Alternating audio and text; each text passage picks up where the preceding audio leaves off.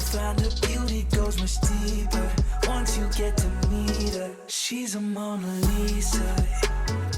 Alô pessoal, sejam bem-vindos a mais um vídeo. Vocês não sabem quão difícil foi eu decidir 8 filmes para vos falar hoje. Nem sequer é necessariamente top 8, ok? Ok, o primeiro que eu vos queria falar chama-se 12 Angry Men. É um filme que fala sobre um julgamento de um rapaz que está condenado por ter morto o seu pai, e o filme todo, basicamente todo, sem ser a parte inicial, são 12 homens numa sala a falarem sobre o assunto e a tentarem perceber se o vão mandar matar ou não. É um filme preto e branco, antigo, um clássico e excelente. Mesmo apenas 12 pessoas numa sala conseguem fazer imenso e é super dinâmico o filme. São todos homens.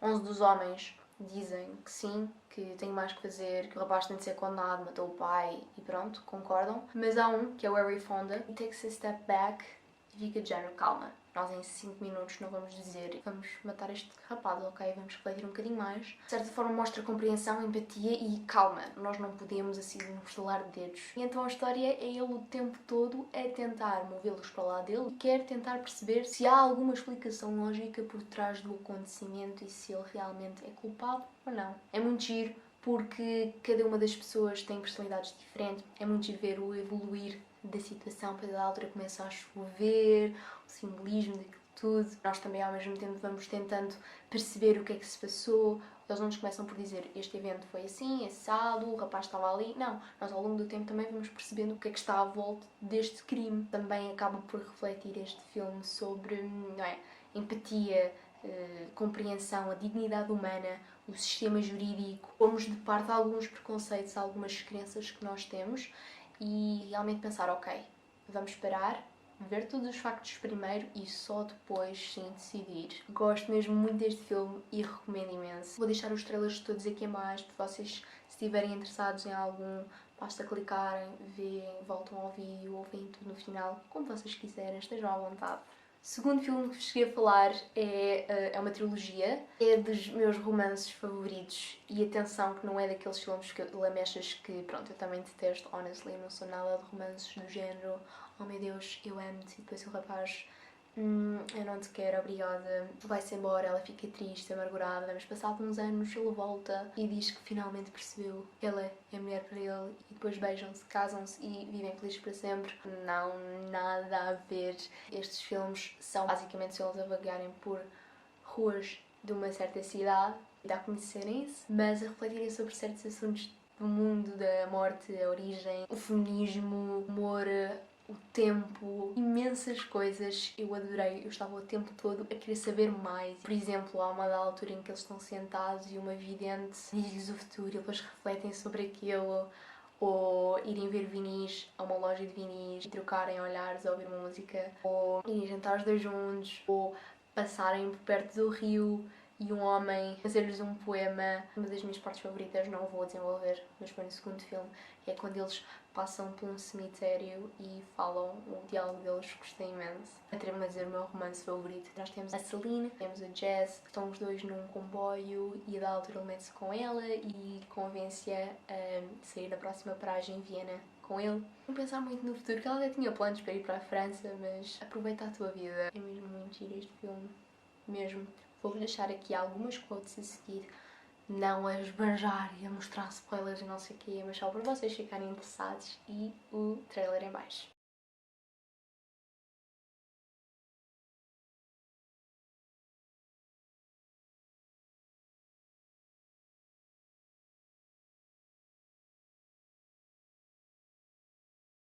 By the way, o meu fave foi o primeiro, são 3. Fave, primeiro. Segundo, também fave.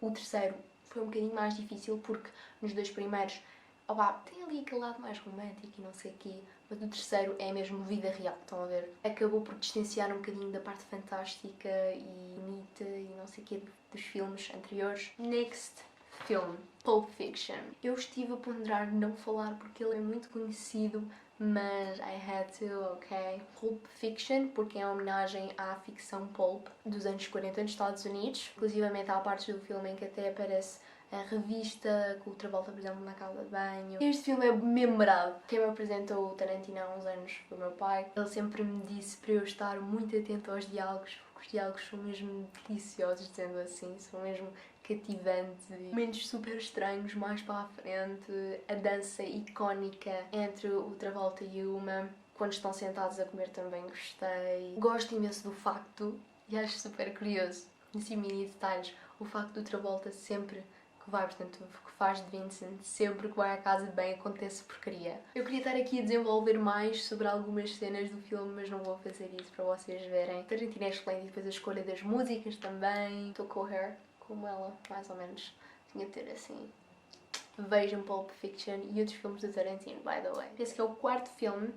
And Then There Were None, ou Os 11 Soldadinhos. Este filme é uma minissérie, dizendo assim, são 3 episódios, mas eu conto como se fosse um filme, basicamente como a Bíblia, por exemplo, também é assim.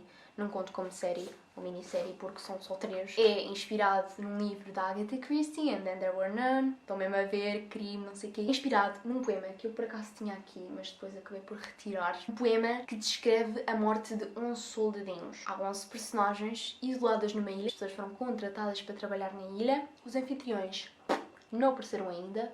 We don't know. O que acontece?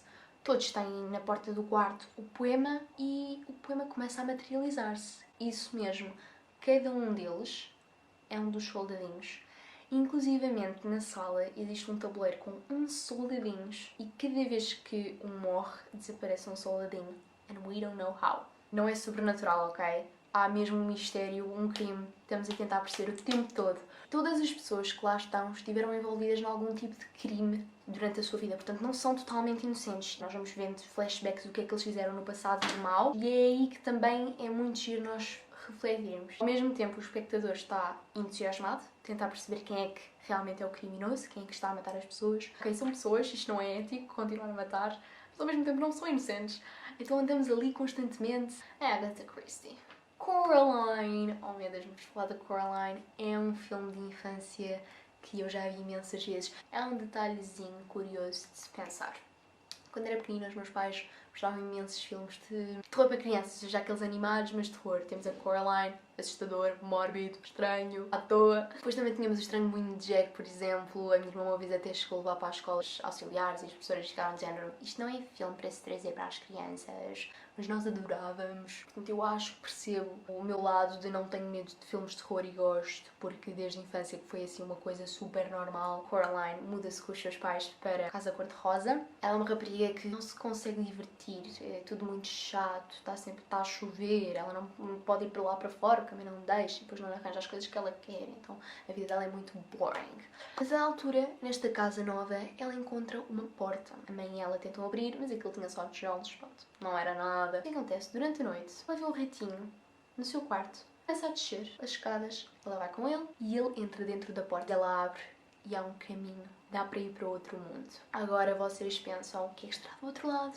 Do outro lado, ela encontra uma casa literalmente igual à dela. Alguns pormenores que não, porque ela tem um quadro com um rapaz com um gelado que cai o gelado para o chão, mas ele do outro lado está feliz. Portanto, é um mundo utópico, igual ao dela, mas muito mais feliz, com todas as coisas que ela realmente quer. Só que o que é que acontece? Nesse mundo, as pessoas têm olhos de botão.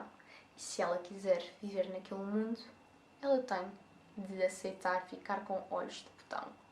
Creepy, aquela mãe é creepy, o pai são creepies, são todos creepies. Nós ao longo do tempo vamos percebendo a origem desta casa, a origem deste mundo, porque é que ele existe, como é que ele apareceu. Este filme está no meu coração, eu adoro, o soundtrack é excelente, misterioso, eu adoro. E cada uma das personagens, existem duas velhinhas com cães que estão sempre a morrer e elas, quando os cãezinhos estão prestes a morrer, elas vestem-lhes e criam-lhes asinhas, então vamos lá ao spot delas e vemos só cães mortos com asinhas de anjinhos.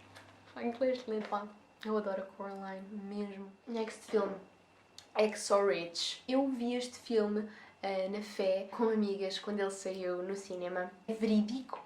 Fala de um médico que na Segunda Guerra Mundial foi para a guerra, em Exo Ridge, pelos americanos, e salvou mais de 75 pessoas sem utilizar uma única arma. Houve ali todo um processo jurídico do género, porque não é uma coisa normal, não é? Parece que tu vais suicidar, não é? Vais para a guerra mas sem arma. Houve uma frase que ele estava constantemente a dizer quando a salvou que me tocou imenso, não é? Ele dizia Lord, help me get one more. Ele estava a sofrer imenso, já com dores, ter puxado imenso gente, não é? Sem pernas, sem braços. Este filme tocou-me imenso emocionalmente e também pelo facto de ser a profissão que eu quero seguir, os valores que ele tem, coragem, não é? Este senhor pôs a sua vida em risco imensas vezes para ajudar o outro. É uma pessoa que eu gostava muito de conhecer, não dá? Não é? Apesar de todas estas inseguranças, apesar de estar na frente da guerra, de todos os medos, ele decidiu ajudar. É mesmo um grande herói médico para mim. Faltam 2 filmes.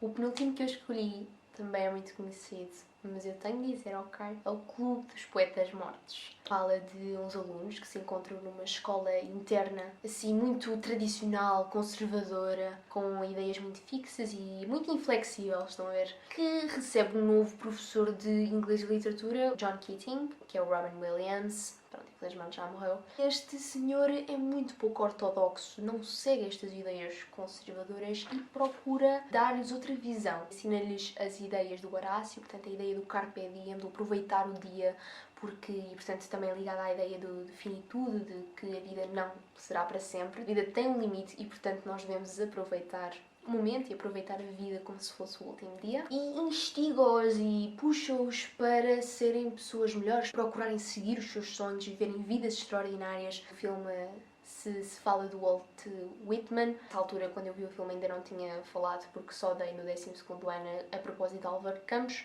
mas a frase que eles dizem é "Oh Captain, my Captain". O John Keating fez-me lembrar um professor que eu tive no 10º ano de português, inclusivamente, que também tinha e procurava transmitir aos alunos esta ideia que não devemos ser máquinas e estudar para o que tem de ser, não abrimos os nossos horizontes. Temos um pensamento crítico, não um pensamento técnico, exclusivamente para a profissão, exclusivamente para o que tem de ser.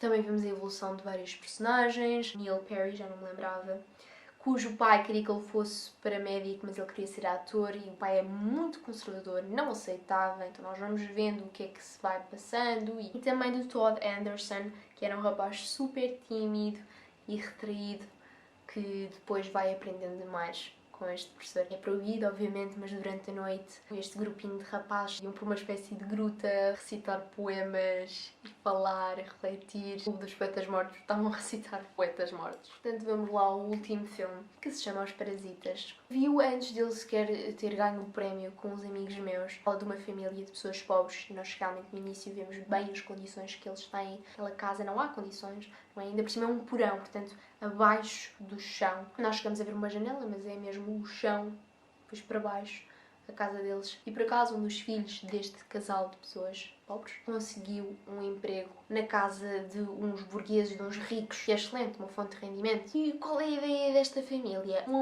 Sem dizer obviamente que são pobres, que são da mesma família, não é? Senão os ricos iam perceber que era tudo uma jogada só para trabalharem lá e não realmente com qualificações para. É muito giro ver eles constantemente entrar, as formas como eles arranjam para ganhar os empregos. Não quero desenvolver muito do filme para vocês verem, mas avisos. Há imensa coisa naquela casa dos ricos que vocês não estão à espera de encontrar. Fiquem atentos. Faz-nos refletir sobre os ricos, os pobres, mas não só entre ricos e pobres, mas sim uma reflexão entre pobres e pessoas mais pobres, também está patente. Depois aquela ideia dos hospedeiros, sendo assim os ricos versus os parasitas, os pobres que estão a tentar ascender socialmente. Muitos vídeos no YouTube a explicar mais a fundo o filme e cada vez que eu vejo ainda fico mais interessada. Os simbolismos da pedra devem mesmo ver. E acho que é isso, chegamos ao fim, não chegamos.